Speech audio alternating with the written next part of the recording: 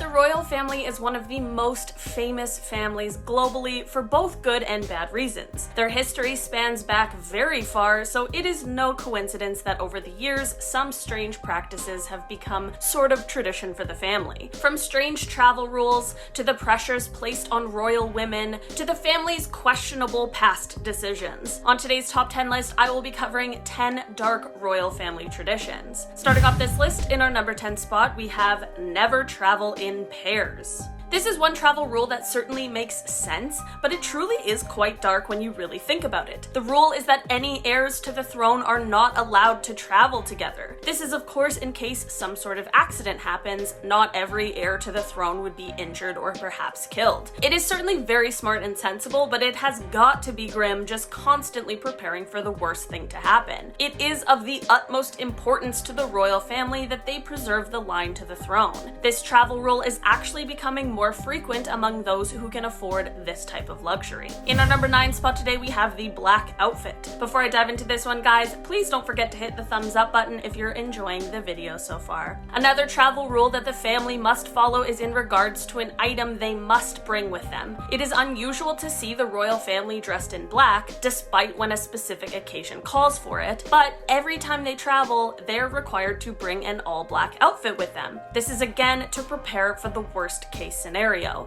If they are on a trip and someone important passes away, then they need to ensure that they are ready with the appropriate clothing for when they are able to touch down on their home soil. This is pretty practical, but definitely also pretty morbid. I mean, imagine having to fuss over what you're going to wear when you're actually just mourning the loss of someone close to you. Certainly wouldn't be the top of my list, but maybe that's why I'm not cut out for royalty. In our number 8 spot today, we have no touching. There is a rule that you cannot touch a royal. I'm sure there are a multitude of reasons for this, most to do with security, but aside from a lucky handshake, you really are supposed to keep your distance. I suppose it's because I live the life of a regular person, but I feel like that would be so sad. I feel like you'd be lacking in so much connection with a ton of interesting people, and wouldn't you just be dying to hug some of them? Apparently, this is part of the reason why the queen always wears gloves. She, of course, must shake a lot of hands while out making her royal appearances, and of course she does not want to fall ill. I guess the royal family was more prepared for the global pandemic than any of us. In our number 7 spot today, we have the royal women. Women everywhere are no stranger to feeling unnecessary pressures to look and act a certain way, but that is most definitely extremely heightened when you're a woman in the royal family. There are a ton of random rules for women, such as what hats they have to wear and at what times, or what kind of clothes they can and can't wear, but one of the absolute weirdest rules in my opinion is about their coats. Apparently it's unladylike to remove your coat in public, which is truly a memo I did not receive. So if a woman in the royal family wears a coat to a function, that coat has to stay on the entire time. Imagine, you guys,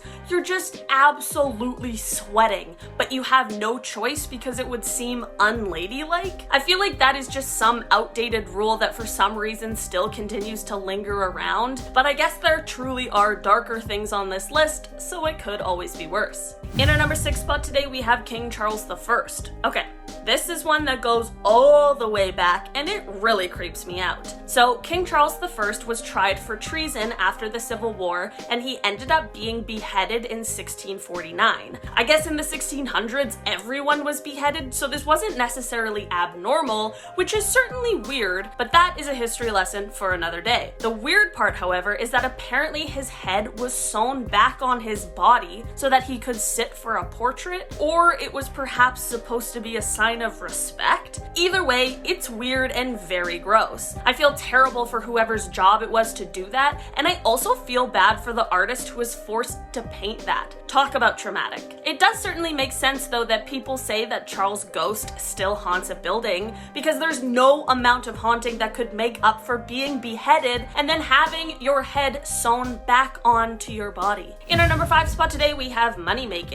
We obviously know that the royal family is rich. It certainly isn't a surprise to any of us to hear that. I mean, they made a tax-free $97 million in 2017, so it's not like they're struggling by any stretch of the imagination. And while there are some claims that most of their income comes from their private estates and tourism, not everyone believes that that is the case. There are actually quite a few people who believe that the royal family costs British taxpayers a whopping $450 million a year. That's a ton of money. I truly do not know enough about anything to really choose a side, but it certainly is something to think about. I know with taxpayer money we pay a lot of salaries and it usually is for a good reason, but $450 million is definitely next level. In our number 4 spot today we have pets. As we all know very well, image is everything for the royal family, and that is down to the finest, smallest detail, including pets. It is well known that the Queen absolutely loves corgis, and how could we possibly blame her? Apparently, however, if a dog is not a corgi or a Labrador, it is socially looked down upon. I can't describe how insane that is. They're dogs. If you brought a dog who had just been rolling around in the mud everywhere with you, I could see why that wouldn't be as widely accepted among fancy social circles, but only giving the choice of a few random breeds seems kind of ridiculous. Apparently, Meghan Markle actually had to give up her beagle named Guy a few years ago before she joined the family. Of course, she has since left, and I'm sure is happy to own whatever dog she sees fit. In our number 3 spot today, we have their controversial history. The royal family has quite a history of being perhaps less inclusive of others than would normally be accepted. There's actually quite an extensive history of racism in the royal family, and as we know, especially after that Oprah interview, things haven't necessarily recently changed. There have been certain gestures or small remarks made here and there that have definitely been a little out of touch, I'll call it. And unfortunately, Meghan Markle, being a biracial person, unfortunately had to experience a lot of it firsthand. I mean, just to give a few examples of this, Prince Philip did ask Indigenous Australians if they still throw spears at each other,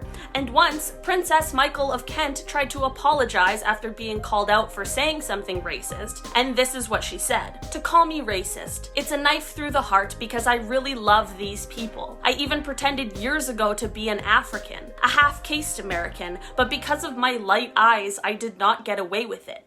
But I dyed my hair black." There is so much to unpack in that one sentence alone, but I have an extremely strong feeling that this apology probably wasn't well received. In our number 2 spot today, we have the royal affairs. There have been many rumors over the years about the royal family and their extramarital affairs, and I'm saying that this goes way back. So far back that one of the first accusations of this within the royal family dates all the way back to Henry VIII and Anne Boleyn. Since then, it has only continued with people such as Princess Margaret and Peter Townsend, Princess Anne and Commander Timothy Lawrence, and of course, Prince Charles and Camilla Parker Bowles, just to name a few.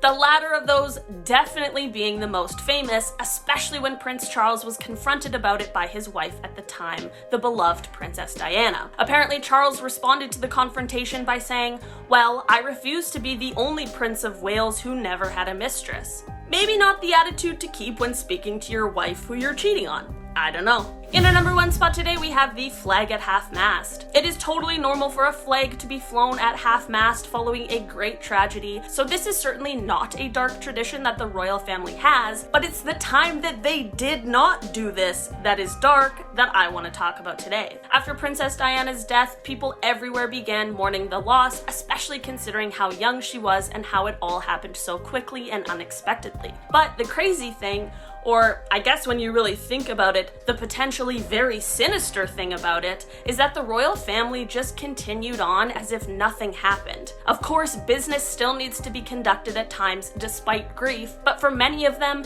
there was simply no grief. The flag at Kensington Palace wasn't lowered to half-mast until the people complained about it because they obviously felt like it was a slight to the princess. There were no public statements made until a day before her funeral, and there are many people who believe that if no one spoke up about this, there may have never been any action taken by the family. Alright guys, that has been our list for today. Thank you so much for checking it out. I've been your host, Olivia Kozlowski, and I'll see you next time. Bye! From strange travel rules to the pressures placed on the royal women, the family's question...